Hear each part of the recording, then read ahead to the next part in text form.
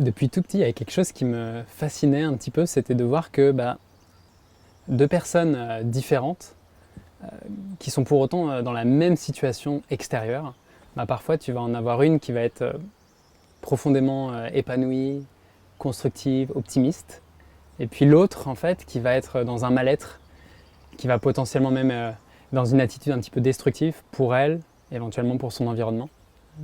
Et ça m'a du coup vachement questionné de me dire mais waouh, qu'est-ce qui fait en fait à un moment donné que l'intelligence des individus, parfois c'est vraiment un cadeau et elle peut décupler, aller dans le bon sens pour la personne et son entourage. Et puis à d'autres moments, ça va être l'inverse qui va se produire et ça peut aller dans des trucs très très graves, très très difficiles à vivre. Et ce questionnement-là, en fait, ça m'a vraiment amené à me dire ok, quelque part il se passe quelque chose à l'intérieur de nous qui fait qu'on peut ou on ne peut pas maîtriser notre intelligence. Et ça, du coup, moi, ça a été, depuis très jeune, un truc de comment je peux maîtriser mon intelligence. J'étais quelqu'un qui était très, très angoissé quand j'étais petit. Et ça a été une assez grosse souffrance parce qu'il y avait des exigences des parents pour que je réussisse extrêmement bien le parcours académique. Et donc forcément, un enfant stressé, un peu paralysé par le stress, c'est pas forcément la compétition à outrance de l'éducation nationale qui va être le plus facile à vivre. Et donc j'ai vraiment très tôt eu ce besoin de comprendre comment je peux faire levier, comment je peux optimiser ma façon de travailler, comment je peux gérer mon stress, gérer mes émotions. Et à un moment donné, quand j'ai réussi ce parcours académique, je me suis tout naturellement, en fait, j'ai été amené à continuer finalement, parce que c'était le truc le plus prestigieux et aussi parce que continuer dans la recherche, ça me permettait de voir ce parcours scientifique, de voir, ok, qu'est-ce que c'est vraiment l'intelligence quand on observe le cerveau, comment ça fonctionne, qu'est-ce qui fait qu'il y a des gens qui vont être épanouis et d'autres pas. Et donc j'ai utilisé un petit peu pendant 10 ans les meilleurs outils d'Occident sur comment regarder le cerveau, comment comprendre l'individu. C'était passionnant et en même temps je me sentais très isolé, tu vois, du monde, un peu dans ma tour d'ivoire, dans la communauté scientifique, et de dire mais ok, en fait il y a des besoins collectifs, là il se passe quelque chose en ce moment dans le monde et mieux maîtriser son intelligence, c'est pas juste une question théorique abstraite en fait. Il y a des gens aujourd'hui qui sont en train de souffrir massivement. Il y a des gens en fait dont on est en train de détruire l'écosystème, dont on est en train de détruire l'habitat, que ce soit d'autres espèces, mais aussi l'espèce humaine. Et quel est mon rôle en fait dans tout ça? Est-ce que je fais des articles scientifiques et puis quelque part c'est pas mon... j'ai fait ma mission, ou est-ce que c'est autre chose? Et aussi louable que ça puisse paraître de faire une carrière dans la recherche, en fait, c'était pas moi. Je me suis rendu compte que j'avais pas une très très grande valeur ajoutée. Vite, je m'étais rendu compte que j'ai une capacité innée à comprendre l'individu, à comprendre l'autre.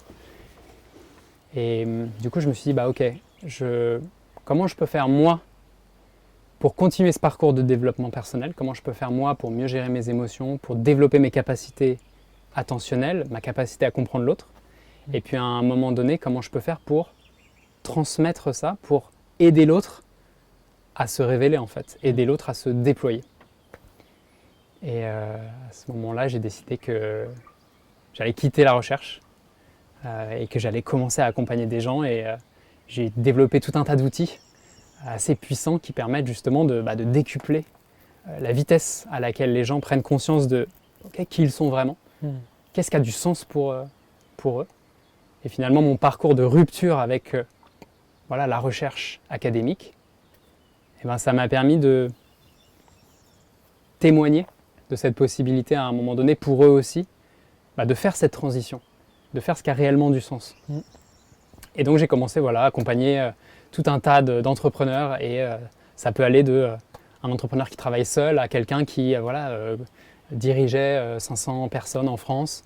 Et en fait, quelque part, peu importe quel était son quotidien, ce qui était important, c'est que il y a vu en fait une possibilité pour être beaucoup plus en adéquation avec lui-même, et donc vivre intensément, efficacement avec la performance, mais pour autant en fait avoir une performance beaucoup plus alignée avec les valeurs de son entreprise, avec la mission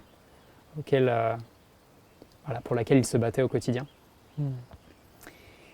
Et dans cette démarche, si tu veux, qu'on pourrait dire individuelle au départ, petit à petit, je me suis rendu compte que oui, si on veut vraiment avoir un impact positif sur la société à un moment donné, il faut faire collectif et il faut apprendre comment on vit ensemble, comment on incarne un leadership authentique, mais pas seul, comment on fait pour donner les conditions pour que d'autres soient aussi poussés à le faire. Et c'est là où j'ai été vachement attiré par revenir sur le système éducatif, qui est un petit peu celui qui conditionne notre rapport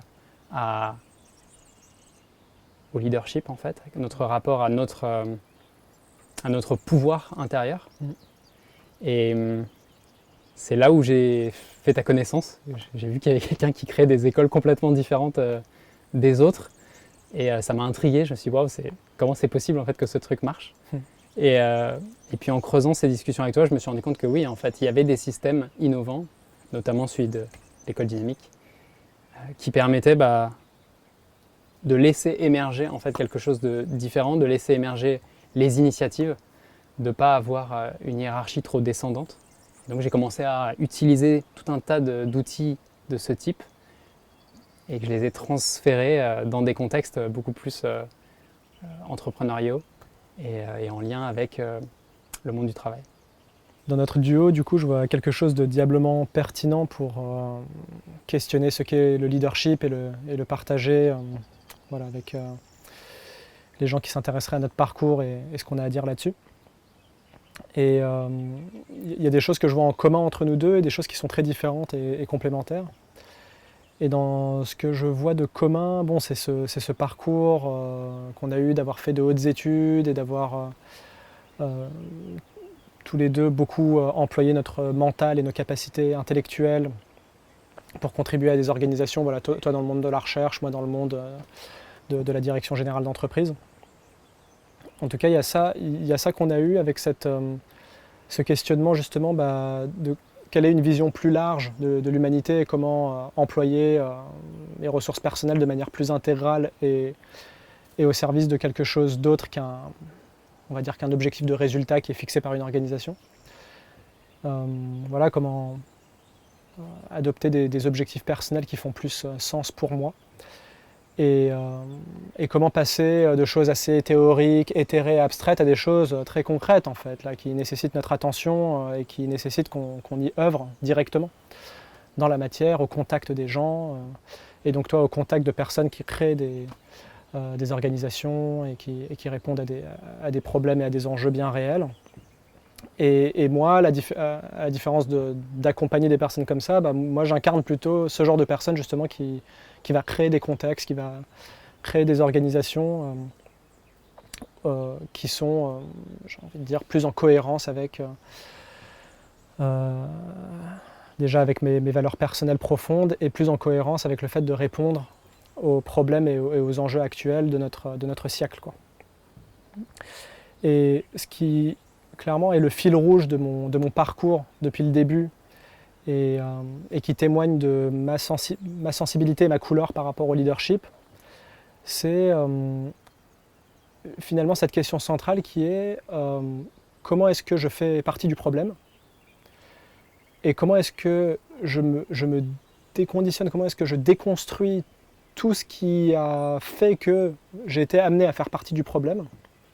Et du coup, comment est-ce que j'incarne concrètement dans ma vie, dans la matière, dans mon mode de vie et dans ce dans quoi j'œuvre au quotidien, comment je fais pour faire partie de la solution, comment je fais pour incarner réellement les valeurs auxquelles je crois profondément.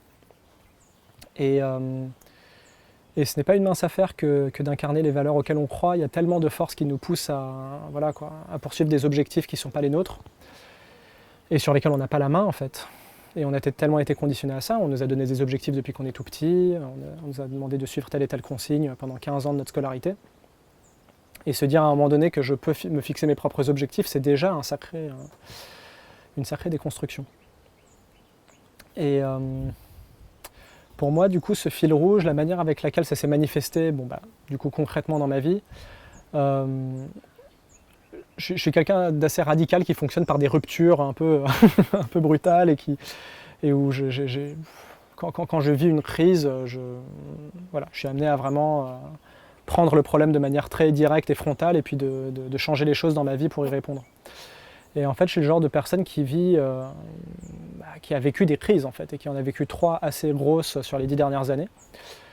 Et aujourd'hui j'ai 36 ans et à 26 ans c'était la première crise importante que je vivais où voilà, j'étais dans le monde des grandes entreprises et où je commençais à me rendre compte que waouh, j'avais plein d'idéaux quand j'étais étudiant et je croyais en un monde plus écologique et plus social et ces idées vraiment m'habitaient. Mais ce que j'incarnais dans le quotidien c'était la poursuite d'un revenu maximum pour moi, de la rentabilité maximale de mon entreprise, de la croissance de mon entreprise, et d'être au service de très grandes entreprises qui font du chiffre. Et j'étais vraiment dans une logique très hyper rationnelle, où j'avais un rôle de maximisateur de profit, et je me comportais, mais jusqu'au plus profond de moi-même, comme vraiment la caricature d'un agent économique rationnel qui est voilà, au service de quelque chose de très utilitariste et au service d'une certaine performance économique, quoi. Et c'était drôle que je me retrouvais à être du coup le produit de on va dire, de toute une éducation, de tout un conditionnement qui m'a amené à vivre ça. La logique d'avoir des grands diplômes du coup qui te mène à prendre un job avec un salaire élevé, un certain statut social. Et une prise de conscience que tous ces grands problèmes socio-écologiques auxquels je m'intéressais profondément, dans mon incarnation quotidienne, je les avais complètement mis de côté. En fait, je n'y accordais ni énergie ni attention concrètement, et c'était juste des considérations un peu philosophiques comme ça qu'on peut avoir dans des discussions de salon et que beaucoup d'ailleurs se plaisent à avoir dans ce milieu-là, sans réellement faire quoi que ce soit de concret pour résoudre ces problèmes. Et bref, après cette prise de conscience, j'ai eu besoin viscéralement voilà, de sortir de cette dissonance et de réinventer radicalement mon action au quotidien. Et j'ai démissionné pour me dédier à l'univers de l'éducation. C'est clairement là que je voyais ma vocation. Je me disais, ok, si je crois profondément en un monde où chacun se sent bien, chacun se sent en adéquation tout simplement avec le métier qu'il fait, je vais déjà commencer par moi-même et pratiquer le métier qui me donne envie, auquel j'aspire et qui va vraiment adresser un problème très concret, genre l'éducation des enfants. Oui, si on prend le problème à la racine et qu'on apporte aux enfants une éducation positive, où on les inspire avec des belles valeurs et tout ça, on crée la société de demain. Donc je croyais en toute cette belle narration. Et une fois que je suis arrivé concrètement dans l'univers de l'éducation en tant que prof de maths et de physique, où j'espérais devenir ce prof inspirant qui, au-delà de transmettre la matière scolaire, est aussi, je sais pas, une sorte de figure, un mentor pour ces jeunes personnes en construction. Et voilà, j'avais vocation non seulement à les aider à passer le bac, le truc concret, et aussi à leur inspirer des valeurs. Et bon, non seulement j'ai été confronté à quelques désillusions en termes de motivation des élèves, vraiment pour moi ça c'était une catastrophe dans le système éducatif, je ne me rendais pas compte à quel point avant d'être de l'autre côté du côté du professeur et pas des élèves, mais à quel point il y a un problème de motivation. Mais au-delà de ça, je voyais de plus en plus que je faisais face très directement aux racines même du problème dont je parlais précédemment, qui est le problème d'être un produit et pas vraiment un acteur qui construit une société, mais d'être le produit de certaines forces et d'un certain conditionnement. Et la manière avec laquelle l'école est structurée, à mettre les élèves en compétition les uns contre les autres pour créer des gagnants et des perdants, et donc ultimement des dominants et des dominés. Donc la course à la performance scolaire qui est la course à l'obtention de la meilleure note, donc du meilleur diplôme, donc du meilleur statut social. Ce regard un peu cynique mais quand même assez vrai sur le système éducatif et économique, qui n'est pas explicitement assumé mais qui est clairement la base philosophique même de l'ensemble de ce système-là. Et je voyais que clairement en jouant le rôle de prof, j'étais en train de contribuer à cette logique qui pour moi continuait de perpétuer les mêmes problèmes, la même course, la même fuite en avant, on apprend à être en compétition les uns contre les autres. Du coup, après dans le monde du business, on apprend à se battre les uns contre les autres dans une sorte de formidable guerre économique. Et on est amené à créer des immenses machines rationalisées, couper des émotions et des sentiments humains pour faire du chiffre et sacrifier tout sur notre passage, l'humanité, l'écologie, enfin peu importe tous les problèmes, les vrais problèmes qu'on peut imaginer. Et du coup, la deuxième grande crise que j'ai vécue, j'ai été amené à me dire, ok, probablement qu'il existe des manières de créer des lieux différents, des écoles différentes, où plutôt que de mettre les élèves en compétition et de les trier sur les logiques de la note et de la performance, de vraiment soutenir chaque enfant unique dans son évolution et de créer des espaces où ils peuvent coopérer, s'entraider les uns les autres et apprendre les uns des autres, sans qu'on juge l'insuffisance des uns ou l'excellence des autres, mais juste que chacun apprenne ce qu'il a envie d'apprendre et qu'il soit soutenu dans ses projets. Et donc voilà les bases, en tout cas philosophiques, du projet de l'école dynamique, qui s'inspire de choses qui existent depuis au moins 50 ans. Donc nous, notre référence, c'est Sudbury Valley School, une école aux États-Unis qui existe depuis 53 ans et qui fait ça et qui le fait très bien. Et des élèves qui en sortent épanouis, très leaders de leur vie, très conscients d'eux-mêmes, avec une grande maturité et souvent très intéressés par les grands problèmes de notre siècle et qui vont mettre de l'énergie pour faire partie de la solution. Et là, du coup, voilà, avec l'école dynamique, là, je commençais à vraiment sentir, ok, ça y est, là, je commence à faire vraiment partie de la solution, à faire vraiment partie de cette alternative et cette nouvelle société, cette nouvelle humanité qui peut se construire. Et je suis en train de créer un contexte ici où les enfants grandiront avec des valeurs réellement de démocratie, de coopération et d'entraide. Voilà, et surtout de connaissance de soi et de connexion à leur talent, à leur passion, à ce qui les fait vibrer réellement et ce qu'ils ont vraiment envie de faire de leur vie. Et pas juste être mis dans des rails de maximisation de performance, quoi. Voilà, et on pourrait se dire, mais pourquoi une troisième crise du coup? Et là, ça a été il y a quelques années, en fait, en m'imaginant devenir papa, et avoir un jeune enfant que je ne pourrais pas amener à l'école dynamique parce que trop petit, et donc que je devrais déposer à une crèche pour moi aller faire mon travail à l'école dynamique. Et là, je me suis rendu compte des limites en fait, de la structure du noyau familial nucléaire, où on met les enfants dans des structures parce qu'on ne peut pas s'en occuper, en fait, parce qu'on va dans une communauté où ils n'ont pas leur place, d'aller moi-même dans une communauté qui va de 6 à 18 ans, où il y a une certaine limite d'âge, et donc où il y a encore ces effets de bord et ces limites artificielles qui font que mon idéal de vie, je ne peux même pas le créer pour mon jeune enfant que j'aurais envie d'élever. Et quand je me projetais dans mon idéal, je me disais que j'aimerais bien être dans un lieu où le travail que j'accomplis ne sacrifie pas la relation que j'ai envie de développer avec mon futur enfant. Et où, plutôt que d'être séparés les uns des autres, chaque famille nucléaire dans son foyer, qu'on se mette ensemble et qu'on crée des tribus, des communautés. Et le fameux adage « il faut tout un village pour élever un enfant », qu'on le crée ce village en fait, quoi. Et que au-delà de l'école qui permet une certaine éducation de 6 à 18, créons une école qui, de 0 à 99 ans, enfin tout le monde est en train de vivre ensemble, de s'entraider, de mener des projets, et que chacun soit soutenu dans son parcours et son évolution, qu'on ait 5 ans ou qu'on en ait 50. Et ça, c'était les bases de l'idée de l'éco-village de Pourgues, donc qui est un lieu avec une intention d'écologie, mais surtout d'un certain modèle d'éducation et de fraternité, de relations entre les êtres humains. Et où on s'inspire directement de l'expérience de l'école dynamique et des écoles démocratiques pour créer un lieu de vie qui soit pleinement cohérent avec ces valeurs profondes auxquelles j'ai aspiré toute ma vie, que sont la liberté chacun de poursuivre ce qui le rend réellement heureux et qui lui donne envie, l'écologie, l'entraide, apprendre à vivre et à œuvrer les uns avec les autres dans un schéma plus local. Et j'ai l'impression que ces crises successives, où j'aurais pu aussi, qui sont assez dangereuses, finalement on peut se perdre, on peut quelque part jeter l'éponge, abandonner, dire ce monde n'est pas fait pour moi, voire même se suicider à l'issue d'une crise, de ce genre de crise, qu'on appelle justement crise existentielle, qui porte bien son nom. Ça veut dire que est-ce que ça vaut la peine pour moi finalement de continuer dans ce contexte-là? Donc moi j'ai pas du tout une personnalité dépressive, mais plutôt quelqu'un qui, qui prend le taureau par les cornes et qui entreprend. Et finalement, ces crises successives ont été des opportunités pour moi de créer des contextes dans lesquels je me sens bien et où je sens que je me rapproche de moi-même finalement.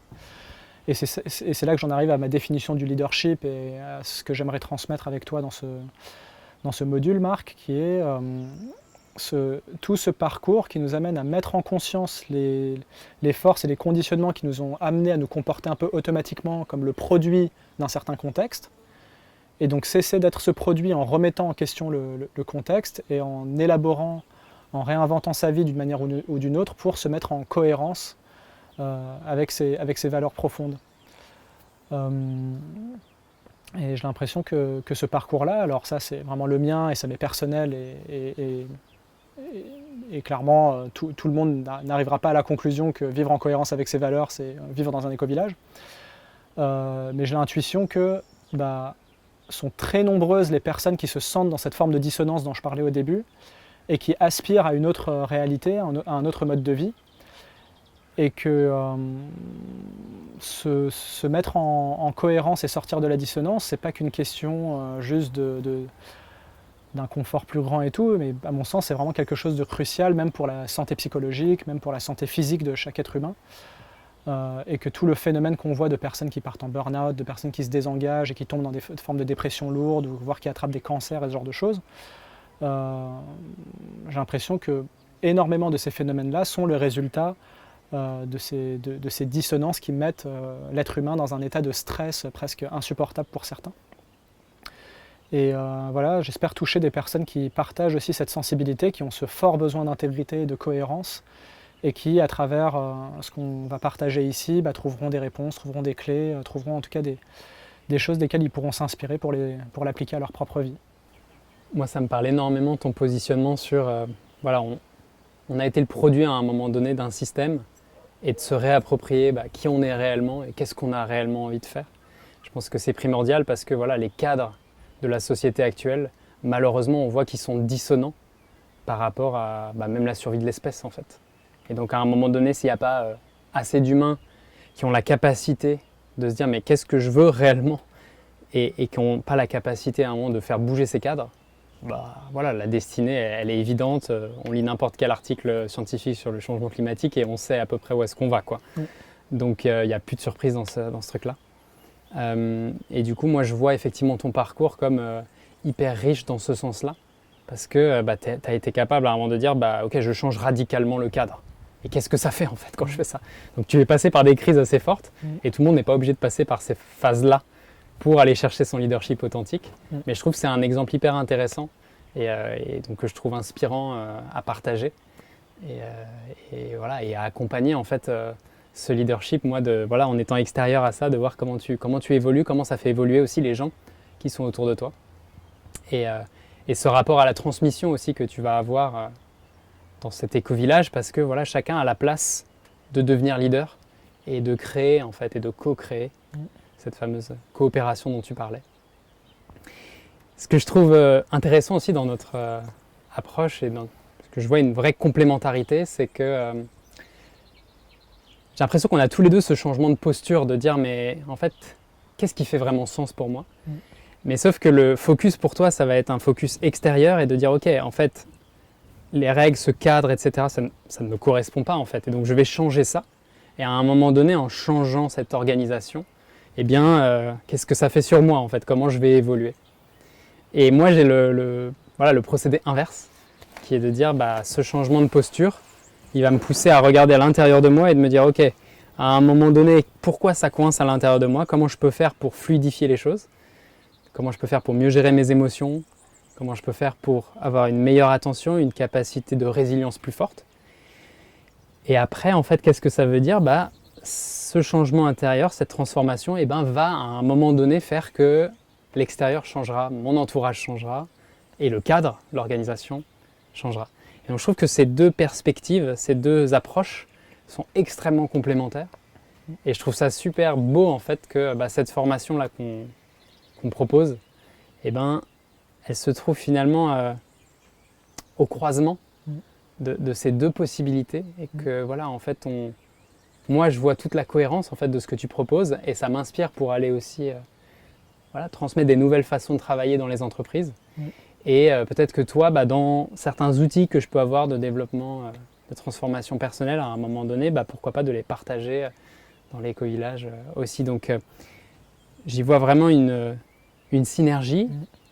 Et ce que je trouve chouette, c'est aussi pour les auditeurs de pouvoir regarder finalement le leadership authentique sous deux angles opposés presque. Et de voir, de peut-être pas être dans la radicalité de marque dans l'individuel et de ta radicalité dans l'extérieur en fait et dans l'organisationnel. Mais voilà, comment ils peuvent trouver finalement ce qui leur correspond dans ces deux tonalités-là, dans ces deux polarités. Il y a quelque chose que j'apprécie énormément dans notre duo, c'est aussi notre histoire, un peu les racines de de ce module d'ailleurs qu'on est en train de créer ensemble et qui est assez représentatif, la manière avec laquelle tout s'est fait, c'est représentatif de tout ce qu'on a envie de transmettre ici à nos auditeurs. Et l'anecdote, c'est qu'on se connaissait déjà à travers l'école dynamique, pas tant que ça encore, on n'avait pas encore vraiment travaillé ensemble. C'était plus, on avait plus des intérêts philosophiques, intellectuels en commun, et on était assez amis, on peut dire.